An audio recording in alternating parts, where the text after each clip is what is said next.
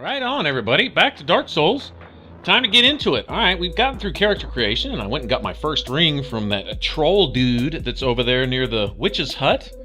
And time to go ahead and get started. We'll get through this tutorial area. There's a few things I want to stop and grab on the way.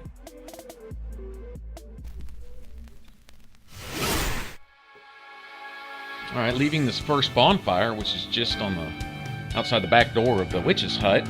Come through here, and there is a nest up in one of these trees, and oh geez, this crow has been called everything from snuggly to sparkly. I do not remember what he's called in this one. Perhaps it's one of those two, but anyway, there's a crow's nest up there and you can trade stuff. Now you notice in character creation I started with something that's called a petrified something. Now you can trade that to the crows for a valuable item. Basically what the petrified something gives you is the highest chance to get a quality item. A rare item, which can range all kinds of stuff. It can either be a material or a weapon or something like that. But anyway, we'll see what the crow gives us when we get up there. Right here, this is considered a tutorial section. So basically you learn the basics of fighting, everything from backstabs to, you name it, dealing with ranged enemies and just the very basics. Alright, now down there we have a couple more troll dudes. You see one, but there's another around the corner. We'll go deal with them later. They're worth, I believe, 1,000 souls apiece, so they're worth killing to me.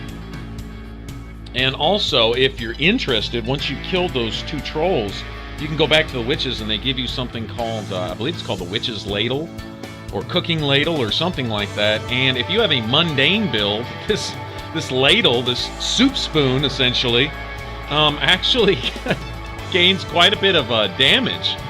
But it's a whole particular build. I'm not going to follow that build here, but I have heard of it. There are several weapons. I believe there's one or two broken weapons which you can use for the mundane build, and then you have the witch's ladle, and oh geez, I don't know. There's all kinds of stuff in this game. I'm sure I haven't seen even close to everything, but I'll leave that alone. The main thing what I want is the souls for killing those two trolls.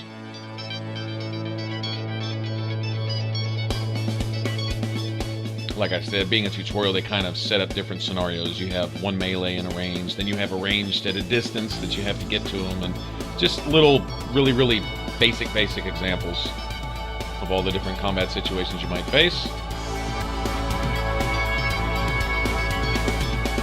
Let me get out here. Now here's, I'm just going to call him Snuggly. Snuggly was my favorite from Dark Souls 1.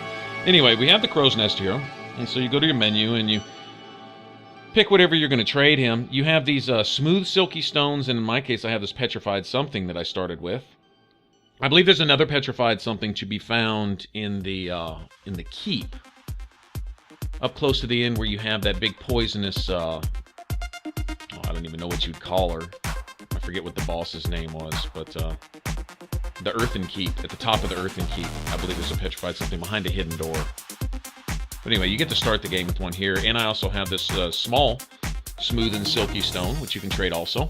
And you can get anything from Twinkling Titanite to a potion or medicinal herb of some sort, or whatever. Okay. Kick this ladder down, and this is basically a shortcut back, and oh, hey, look there. Forgot there's loot on that ledge. I have come through here and lit every single one of these fires. You see that little pedestal there? You can take your torch at the bonfire and light it, and come through here and light all these. I've lit every single one of them and didn't see any result or benefit from doing so. I figured maybe there was some kind of hidden something or another if you did that, and I didn't see anything.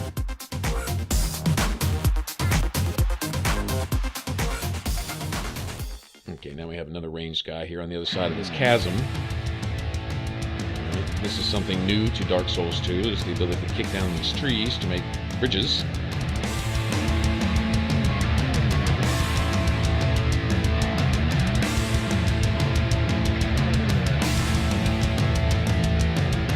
Alright, and then we get to test out our first plunge attack here. If I can find the guy. There we go. Essentially, and this way I know how, is to two-hand whatever your weapon is, and in a sense hold the right one button on your way down. And when you land on them, sometimes you even get lucky and get something of a double hit.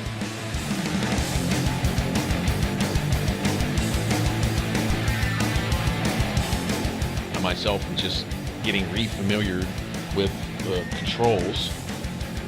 Still quite a bit rusty. It doesn't feel natural, doesn't feel smooth to me. And that's kind of mandatory to get really familiar, especially in PvP situations and stuff. When you get invaded, you're just fumbling around with the controls and you can barely dodge on time and stuff like that, and can't get back and forth to your menu and what have you, then yeah, you're pretty much dead. Alright, so see, now we ganged up on two. Now we get ganged up on by two of these trolls, and what I do is I just drag them back to the store, because they can't go any farther than that right there, and they still hit pretty hard, but there's at least an opportunity to get away from them. Just standing out there in the open trying to time both their attacks at the same time, I don't know of a way to separate them outside of here.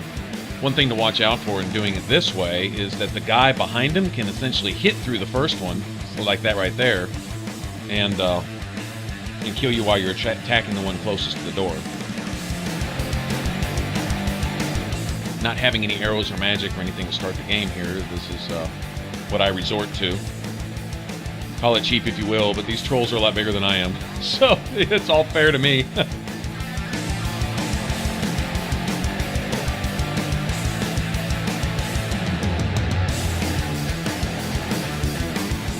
First one down, I'd say it's at least safer now.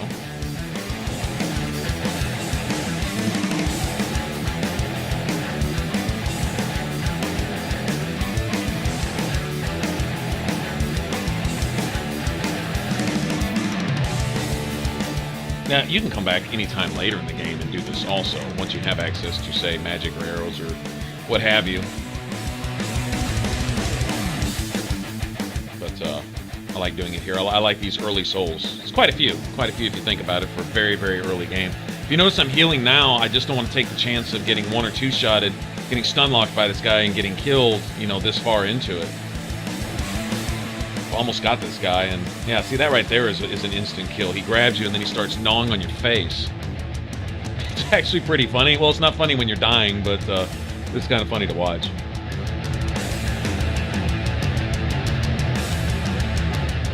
I think this should do it right here. Yay! Alright, see. Was that 700 or 800 souls that I got? Or was it 1,000? I don't know. Anyway, doesn't matter. It's worth it. I noticed that boat down there on the shore. That's the sex change boat. I don't know if it has some relevance to DLC later, but you can essentially change the sex of your character by taking that boat. I don't like to do that because the customization options that I put into character creation, I don't want to lose those. You know, I took a lot of time designing my character. I see no reason to change it. And I don't trust, if you take the boat a second time and change back, I don't trust that everything would be in place the way you put it in the first place. If there's some benefit that I'm missing out on by not using the boat, then, well, I'll just have to live without it, I guess. Hey, here, put a message down. Good thing about message is, not only does it a word of encouragement to any other player who happens to stop and look at it, but they can rate it, and if they give it a positive rating at any time, you will, wherever you're at in the game, get basically an instant heal on the spot. And I can tell you there's been a couple times, of course you can't plan that to happen at any particular time, but it'll come when least expected, and sometimes when you can really use it. I've been saved by that a couple times. An instant heal just in the middle of nowhere, and I think that's really cool. But if nothing else, sometimes there are situations, like in Dark Souls 1, one of my favorite one was the lady in Anor Londo, who gives you the Lord Vessel, was to put amazing chest ahead because, well, she had an impressive chest. She really did. It actually was amazing. I mean, it was an opportune moment to pull out your binoculars, and anyway. And Perv the Anor Londo queen, Gwendolyn or whatever her name was. Anyway, but you can put little funny comments if you put them in the right spot, you know, and you can really get creative with it.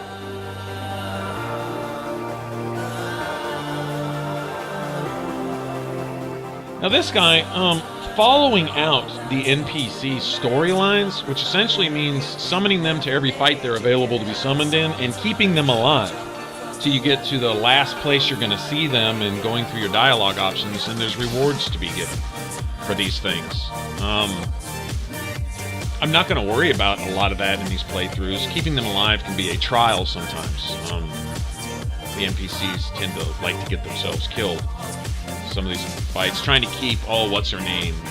The girl alive, the huntress girl during the smelter demon fight can be a real chore. It really can. If you have a good summons with you, if you summon another player with you that's really, really familiar with the fight and can keep them locked and keep the attention off of her name, Merciel, or I forget what her name is. But anyway, that's just an example. Trying to keep her alive through all of her stuff. I think that was the hardest of all of them, to tell you the truth. And there's quite a few fights to summon her in. Let's see, you've got the, let's see. Alright, you have the one in that area with the docks and the ships and stuff. Alright, you summon her there. And you summon her, geez, I believe for the, what's his name, the prisoner guy. The one-handed guy with the greatsword. Geez, I don't remember the names of all the areas and stuff in here. But anyway, I want to say there's at least 4 fights that you summon her for, and you have to keep her alive through all of them. She can't die in any of them to get the final, whatever she gives you. I think it's a sword or something.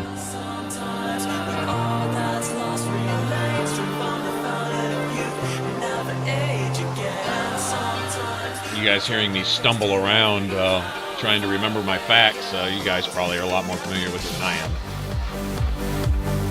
Anyway, okay, nothing else back over here. I really like looting everything. Can't tell you how much stuff I wind up with that's never going to use. It just goes in storage. Okay, now here's a quote-unquote hidden or secret pathway here. And more stuff that I'm probably never going to use, but I'll take them. Kind of fun when you get summoned to pull out the pair of binoculars and look around with them, because you look kind of funny doing so. Although the binoculars actually have a tactical advantage in terms of ranged combat from weapons to spells. Apparently it adds range to your stuff. It allows you to target your enemies from a farther distance. I don't know if it increases the flight speed of your spells and arrows and things like that. I'm not sure about all that. I've never really used them for anything other than just a gimmick thing, but they do have a tactical advantage. I've heard of people using them. I want to go ahead and go through the dialogue with this guy. I don't really ever buy anything from him personally, but later you can. Each boss that you kill, you can come back and you can get something that's particular to that boss. Set of armor. The Smelter Demon armor I think is the coolest. It looks really neat, especially the feet and the hands. I like them. They're not quite as good as Havel's gear, and I believe with the new patch that there's been somewhat of a nerf to them. But still, half the time what I go for in Dark Souls is for appearance more than anything else. I think it looks cool. I usually wear it in favor of something that might actually work a little better but looks ridiculous in my opinion. Okay, now this big pit in the ground, we'll be exploring down there later. I don't have the souls to go buy the ring, the cat's ring that you need to safely fall on that first little pillar that goes across the middle of the pit. I believe I have enough health as I stand. I'm pretty sure, but I need the ring, and the ring is like 10,000 or something, and I'm gonna spend that on leveling and stuff like that right now. I'm in no rush anyway. Really trying to do a lot of this by memory, like how I would normally go. The leveling is going to be interesting because, like I said, I haven't gone to crunch the numbers. I haven't gone to do my research, so to speak. So I'm going to be kind of winging it.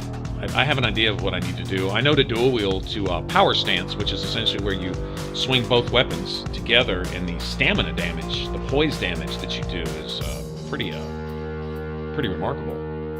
And you need 1.5 times your weapon requirement to power stance. So in other words, let's say, just for easy example, let's say your sword needed 10 strength and what, 8 dexterity, then I believe you would need 15 strength and 12 dexterity to power stance with that weapon. That's assuming you were power stancing with identical weapons. But you're going to need 1.5 times the base requirements of that weapon for the highest requirement weapon in your hands. In other words, if one weapon I need a 10 strength and the other one I need 12, then with that 12 I'm going to need to get it up to 18 instead of just 15. right, to power stance both weapons.